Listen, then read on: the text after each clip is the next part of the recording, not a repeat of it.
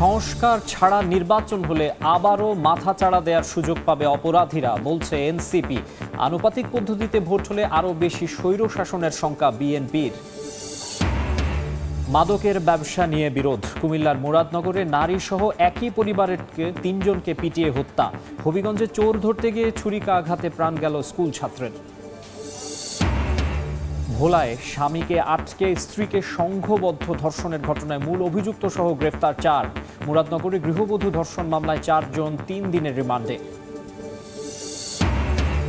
পাহাড়ে সেনা অভিযানে কেএনএ কমান্ডার সহ নিহত ২, অস্ত্র উদ্ধার। বান্দরবানে নিয়মিত অভিযানে কুকি ন্যাশনাল আর্মির শক্তি কমিয়ে আনার দাবি সেনা সদরের। এবং দক্ষিণ পশ্চিমাঞ্চলে ফের চোখ রাঙাচ্ছে ডেঙ্গু। উচ্চ সংক্রমণ ঝুঁকিতে খুলনা বিভাগের একাধিক জেলা, মোকাবেলায় নেই পর্যাপ্ত প্রস্তুতি। করোনায় আক্রান্ত বাড়ছে যশোরে।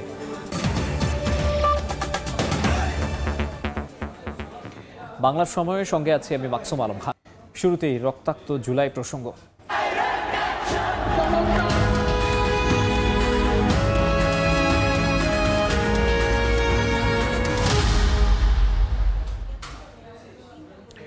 যে সংবিধান জনমানুষের সংবিধান নয়, তার কোনো প্রয়োজন নেই বলে জানিয়েছেন জাতীয় নাগরিক পার্টির আহ্বায়ক নাহিদ ইসলাম।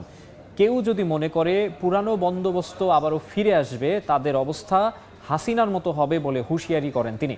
জুলাই পদযাত্রার ৩য় দিনে নীলফামারীতে এনসিপির শীর্ষ নেতারা সংস্কারের পরেই নির্বাচনের দাবি জানান।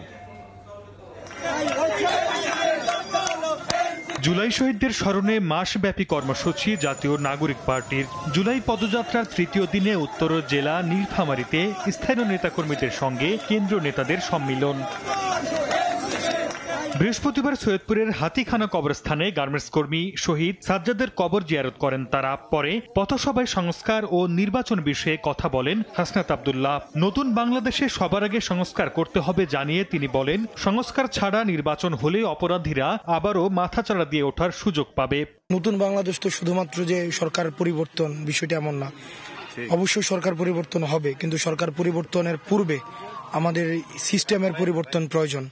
যেগুলোর কারণে ফেসিস্ট উৎপাদন হয়, সে ফেসিস্ট উৎপাদনের প্রক্রিয়াগুলো আমাদের বন্ধ করতে হবে। সেজন্য আমাদের প্রশাসনের সংস্কার প্রয়োজন, আমাদের সংবিধানের পরিবর্তন প্রয়োজন। এবং এই সংবিধান নামে যেটি আমাদের বাংলাদেশে রয়েছে, এটি সংবিধান না, সেটা হচ্ছে আওয়ামী বিধান। এ সময় এনসিপির কার্যালয়ের সামনে ককটেল বিস্ফোরণ প্রসঙ্গে দলের আহ্বায়ক নাহিদ ইসলাম বলেন, জনসংযোগকে বাধাগ্রস্ত করতে এ ধরনের হামলা করা হয়েছে। যারা গণ অভ্যুত্থানকে প্রশ্নবিদ্ধ করতে চায়, তারাই এই কর্মকাণ্ডের সঙ্গে জড়িত। এই হামলাগুলো করে আমাদেরকে যেই উত্থান হয়েছে নতুন রাজনৈতিক শক্তি, সেই উত্থানকে ঠেকিয়ে দিতে চাচ্ছে। ককটেল হোক, বুলেট হোক, সবকিছুকেই নস্যাৎ করে আমরা এগিয়ে যাব। এদিন বিকেলে চৌরঙ্গীতে পথসভা করেন জাতীয় নাগরিক পার্টির নেতারা। এ সময় সংবিধান সংস্কার নিয়ে কথা বলেন দলের আহ্বায়ক নাহিদ ইসলাম।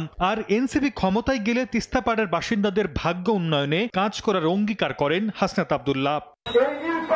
মানুষ সবসময় বঞ্চিত, এখানের মানুষ চিকিৎসা সেবা থেকে বঞ্চিত, কর্মসংস্থান থেকে বঞ্চিত, নাগরিক সুবিধা থেকে বঞ্চিত। আমরা আর এই চাঁদাবাজি দেখতে চাই না, আমরা দখলদারিত্ব দেখতে চাই না, আমরা অটো স্ট্যান্ডের লুটপাট দেখতে চাই না, আমরা কোন সরকারি অফিস আদালতে জনগণের সাথে দাসের মতো ব্যবহার দেখতে চাই না। যদি কেউ মনে করে আবার পুরনো বন্দোবস্ত, পুরনো দখলদারিত্ব, পুরনো সন্ত্রাসের রাজনীতি আবার ফেরত আনবে, তাদের পরিণতিও কিন্তু স্বৈরাচার হাসিনার মতোই হবে। ৩য় দিনের কর্মসূচিতে পঞ্চগড়ে জুলাই পদযাত্রা করেন এনসিপির কেন্দ্রীয় ও স্থানীয় নেতাকর্মীরা। সর্দার মোহাম্মদ আরিফ, সময় সংবাদ। আনুপাতিক পদ্ধতিতে নির্বাচন হলে দেশকে আরও বেশি স্বৈরশাসনের দিকে ঠেলে দেওয়া হবে বলে মন্তব্য করেছেন বিএনপির জ্যেষ্ঠ যুগ্ম মহাসচিব রুহুল কবির রিজভী। রংপুরে জুলাই গণ অভ্যুত্থানের বর্ষপূর্তি উপলক্ষে স্বেচ্ছায় রক্তদান কর্মসূচিতে যোগ দিয়ে রিজভী এই কথা বলেন। নরসিংদীতে দলটির আরেক নেতা খায়রুল কবির খোকন বলেছেন, বিজয় তখনই হবে যখন একটি সুষ্ঠু নির্বাচনের মাধ্যমে সরকার গঠন হবে। জুলাই গণ অভ্যুত্থানের বর্ষপূর্তি উপলক্ষে মাসব্যাপী নানা কর্মসূচি ঘোষণা করেছে বিএনপি। এরই অংশ হিসেবে বুধবার স্বেচ্ছায় রক্তদান ও ব্লাড গ্রুপ শনাক্তকরণ কর্মসূচি পালন করা হয়। সংগৃহীত রক্ত অসুস্থ ও অসহায় রোগীদের জন্য সরবরাহ করা হচ্ছে হাসপাতালে। বিভিন্ন জেলায় এসব আয়োজনে উপস্থিত ছিলেন কেন্দ্রীয় নেতারা। নরসিংদীতে বিএনপির যুগ্ম মহাসচিব খায়রুল কবির খোকন বলেন, বিজয় তখনই হবে যখন একটি সুষ্ঠু নির্বাচনের মাধ্যমে জাতীয় সরকার গঠন হবে।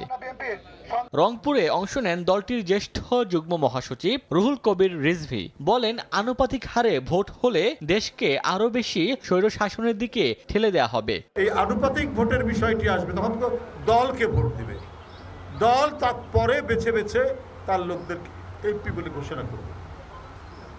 তাহলে তো আরো বেশি স্বৈরশাসনের দিকে ঠেলে দেওয়া হবে। স্থানীয় পর্যায়ে আর কোনো নেতৃত্ব থাকবে না।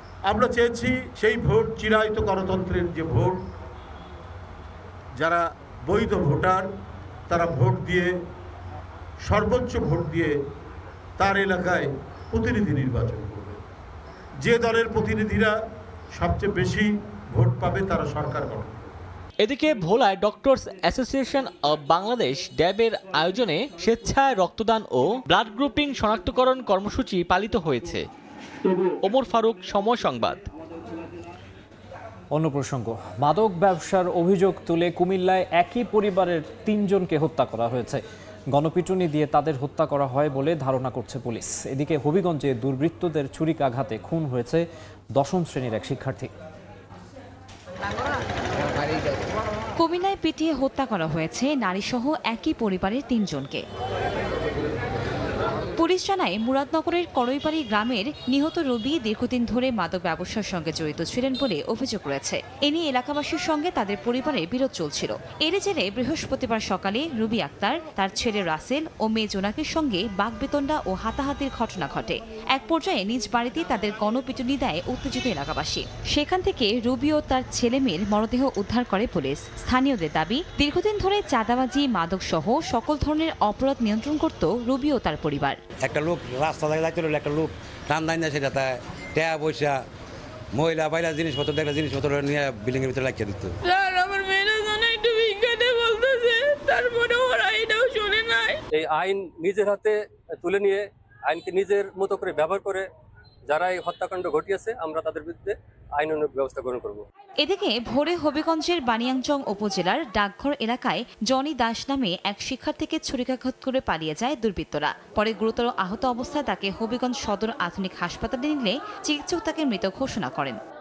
ডাক্তারছে যে ভাই সুরদর্শী, আমিও গেছি, আমার বাবাও গেছে। তারপর আমরা সামনে বাসার 2 জন বাস নিয়ে গেছে, মানে বাড়ি টাড়ি দিছে অনেক। তারপর লাইট জ্বলাইছে, এই সময় দিকে আমার ভাই মানে রক্ত বাইতেছে, মাটি ফিরে হয়েছে। ছেলেটা যখন উল্লেখ করে গেছে তখন বাপে ওই যে চুরে ছেড়ে দিচ্ছে। নিহত জনি 10ম শ্রেণীর শিক্ষার্থী ছিলেন। কনক আজাদ, সময় সংবাদ। ভোলার তজুমউদ্দিনে দলবদ্ধ ধর্ষণ মামলার প্রধান আসামি সহ আরও 2 জনকে গ্রেফতার করেছে পুলিশ। এ নিয়ে মামলার এজাহারভুক্ত 7 আসামির মধ্যে 4 জনকে গ্রেফতার করা হলো। স্থানীয়দের দাবি, টাকার দেন দরবার নয়, তৃতীয় স্ত্রীর আক্রোশের শিকার ওই গৃহবধূ এবং তার স্বামী। ভোলার তজুমউদ্দিনে আলোচিত ধর্ষণ মামলার 3 নম্বর আসামি ঝর্ণা বেগমের বসতঘর এটি। 29 জুন দুপুরে এই ঘরেই সংঘবদ্ধ ধর্ষণের শিকার হন এক গৃহবধূ। 30 জুন মামলা হলে গ্রেপ্তার করা হয় ঝর্ণাকে। উপজেলার মাওলানাকান্দির বাসিন্দা ঝর্ণা বেগমকে 8 মাস আগে বিয়ে করেন রুবেল। ওই সময় ঋণ করে স্বামীকে 1,80,000 টাকা দেন বলে দাবি ঝর্ণার স্বজনদের। পরে স্বামীর সঙ্গে দূরত্ব তৈরি হলে চলে টাকা নিয়ে দেন দরবার। 28 জুন রাতে কৌশলে ডেকে এনে 1,80,000 টাকা ও দেনমোহর চান রুবেলের তৃতীয় স্ত্রী ঝর্ণা। স্থানীয়দের দাবি, ওই টাকা না পেয়ে রুবেলকে রাতভর মারধর করে ভাড়াটিয়া সন্ত্রাসীরা। খবর পেয়ে পরদিন স্বামীকে ছাড়িয়ে নিতে ঝর্ণার বাড়িতে গেলে সেখানে সংঘবদ্ধ ধর্ষণের শিকার হন রুবেলের প্রথম স্ত্রী। ঘরের মহিলা সিকুর বা কদ্দা এগিন কি চলে, ঘর দুয়ার দ্বার আটকায়। আমি বলাইছি, সালিশ বলাইছি, তোরা ফাইলে বিচার করি দিবি, না ফাইলে নাই। এ মহিলারে করছে কালকে, আমার মাইয়া চাইয়া আছে, ওইটার মাইয়া চাইয়া আছে, বিচার তো চাইছে আমরা। এ ঘটনায় ৩০ জুন বিএনপি কর্মী মোহাম্মদ আলাউদ্দিন, উপজেলা শ্রমিক দলের যুগ্ম সম্পাদক মোহাম্মদ ফরিদ, ঝর্ণা বেগম, বাস্তুহারা দলের সভাপতি আলমগীর হোসেন ও তার সহযোগী মানিক, মামুন ও রাসেল সহ ১১ জনের বিরুদ্ধে তজুমুদ্দিন থানায় মামলা করা হয়। এরপর থেকেই নিরাপত্তাহীনতায় দিন কাটছে ভুক্তভোগী পরিবারের। নিউজ পাইতাছি, আমারও হুমকি দিতেছে, মানে আমার মাইরে লেব, কাইটা লেব, আমি যদি মামলা না উঠাই দ্রুত মানে আমরা গায়েব করে নেব। এটা ন্যায় বিচার আমি চাই, আমি সহ আমার পরিবারের নিরাপত্তা চাই। ধর্ষণের ঘটনায় জড়িতরা কোনোভাবেই ছাড় পাবে না বলে জানিয়েছে পুলিশ। এরই মধ্যে বুধবার রাতে নোয়াখালীর হাতিয়া ও ভোলার বুরহানুদ্দিনে অভিযান চালিয়ে প্রধান আসামি আলাউদ্দিন সহ 2 জনকে গ্রেপ্তার করা হয়েছে। এ নিয়ে মামলার এজাহারভুক্ত 7 আসামির মধ্যে 4 জনকে গ্রেপ্তার করেছে পুলিশ। একাধিক অভিযান টিম বাইরে প্রেরণ করছি, প্রযুক্তিগত সহায়তা নিতেছি, ম্যানুয়ালি সোর্সিং কাজ করতেছি। এ ঘটনায় 2 ছাত্রদল নেতা সজীব ও রাসেল, শ্রমিক দলের যুগ্ম সম্পাদক মোহাম্মদ ফরিদ এবং বাস্তুহারা দল সভাপতি আলমগীর হোসেনকে সংগঠন থেকে বহিষ্কার করা হয়েছে। নাসির উদ্দিন লিটন, সময় সংবাদ, ভোলা। এদিকে কুমিল্লার মুরাদনগরে ধর্ষণ ও নির্যাতনের শিকার নারীর ভিডিও সামাজিক মাধ্যমে ছড়িয়ে দেওয়ার ঘটনার মামলায় 4 আসামিকে 3 দিনের রিমান্ড দিয়েছেন আদালত। সকালে কারাগার থেকে পর্নোগ্রাফি মামলায় 4 জনকে আদালতে ওঠানো হয়। শুনানি শেষে 4 আসামি 3 দিন করে রিমান্ড মঞ্জুর করেন আদালত। এর আগে মঙ্গলবার মামলা তদন্তকারী কর্মকর্তা 7 দিনের রিমান্ড আবেদন করেন। মামলার বিবরণ থেকে জানা যায় 26 জুন রাতে মুরাদনগরে প্রবাসীর স্ত্রীকে ধর্ষণ ও মারধরের ঘটনা ঘটে। পরে আসামিরা ভুক্তভোগীর ভিডিও ধারণ করে সামাজিক মাধ্যমে ছড়িয়ে দেন। এই ঘটনায় পর্নোগ্রাফি আইনে মামলা করেন ওই নারী। পরে 4 যুবককে গ্রেফতার করা হয়। এদিকে ধর্ষণের ঘটনায় করা মামলায় ফজর আলীকে গ্রেফতার করা হয়েছে।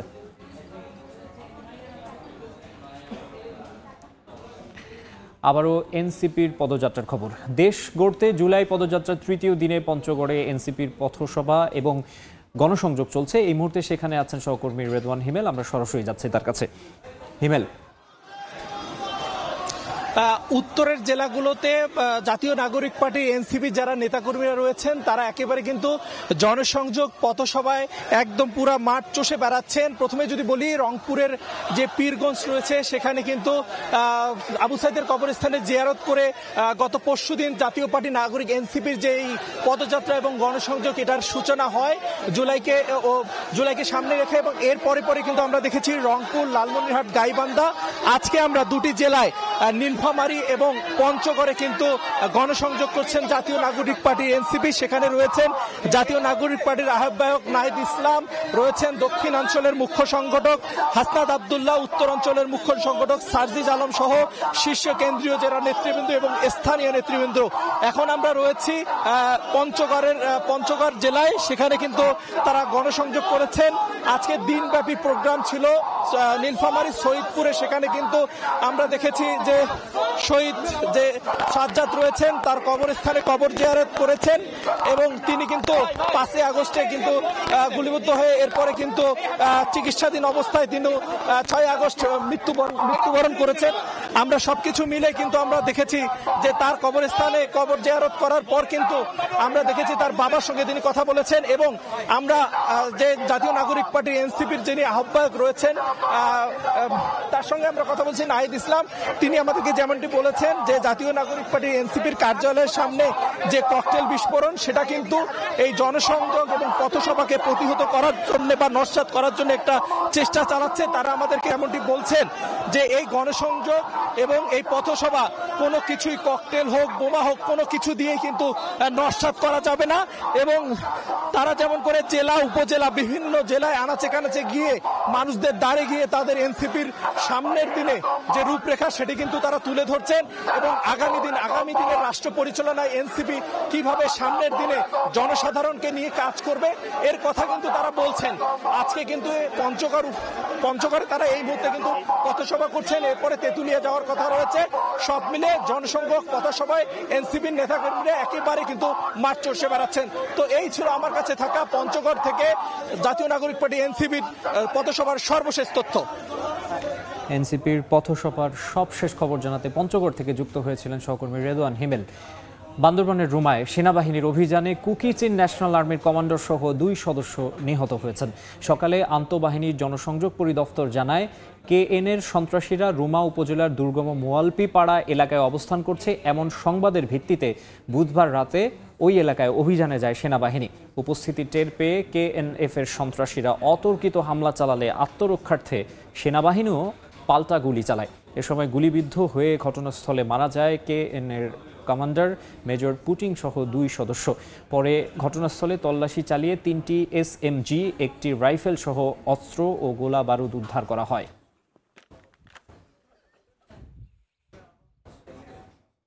বাংলা সময় আরও থাকছে।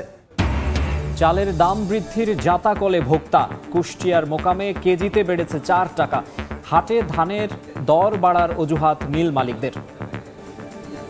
খুলনা সহ দক্ষিণাঞ্চলে ফের চোখ রাঙাচ্ছে ডেঙ্গু। সম্প্রতি IUDCR এর গবেষণায় উঠে এসেছে, বিভাগের একাধিক জেলা রয়েছে ডেঙ্গু সংক্রমণ উচ্চ ঝুঁকিতে। তবে ডেঙ্গু প্রতিরোধে এখন পর্যন্ত কার্যকর মশক নিধন কার্যক্রম নেই। হাসপাতালগুলোর প্রস্তুতিও ঢিমে তালে। বিশেষজ্ঞরা বলছেন, দ্রুত উদ্যোগ না নিলে ভয়াবহ আকার ধারণ করতে পারে ডেঙ্গু পরিস্থিতি। নিয়ামুল হোসেন কোচির ছবিতে আব্দুল্লাহ আল মামুন রুবেলের প্রতিবেদন। খুলনা বিভাগের মধ্যভাগের একটি জেলা ঝিনাইদহ।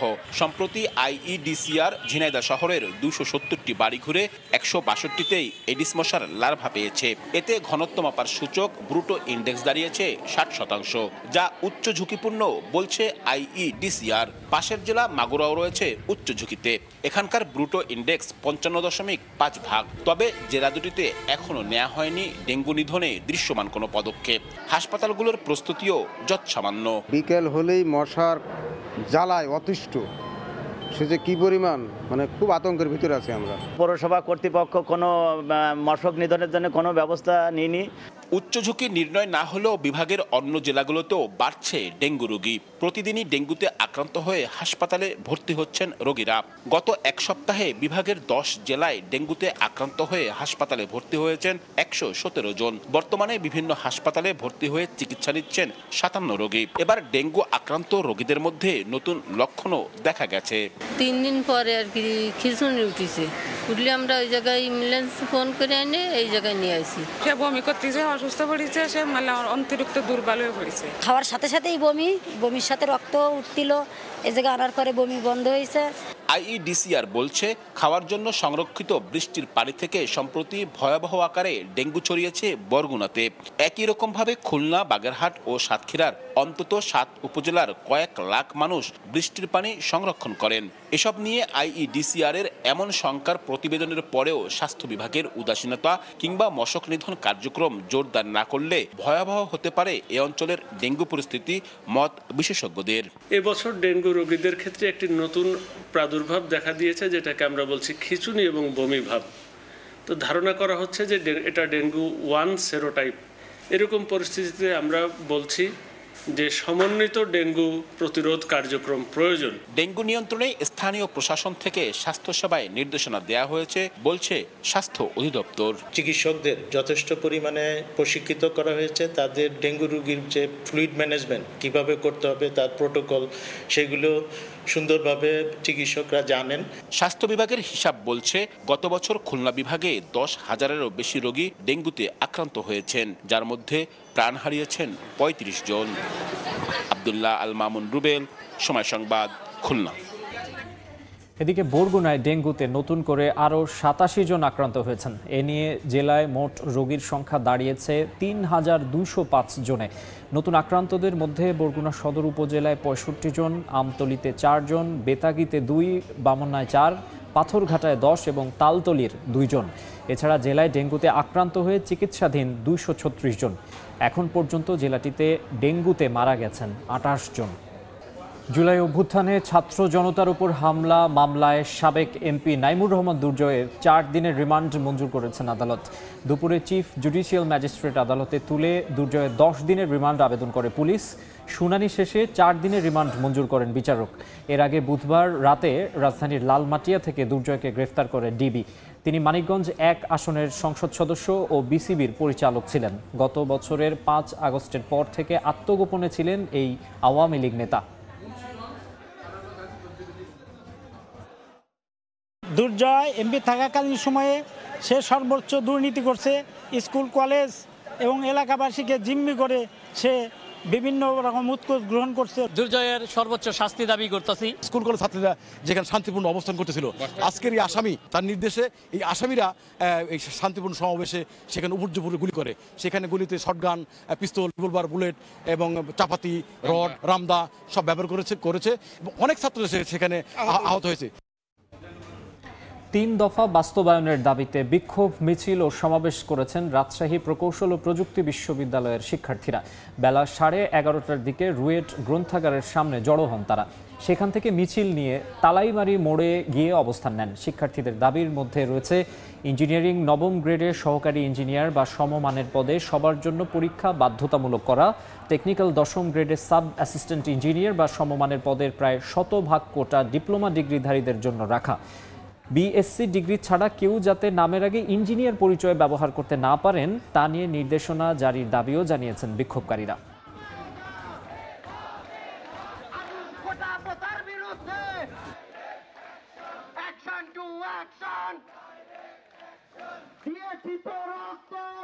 আবারও সীমান্ত হত্যা, এবার নওগাঁয় বিএসএফ এর গুলিতে প্রাণ গেল মোহাম্মদ ইব্রাহিম নামে এক বাংলাদেশি রাখালের।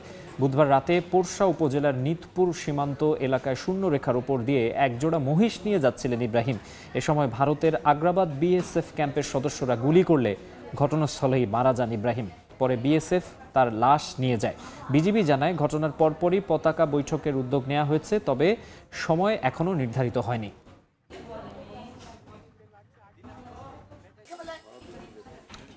মৌলভীবাজারের বড়লেখা ও শ্রীমঙ্গল সীমান্ত দিয়ে 71 জনকে পুশ ইন করেছে বিএসএফ।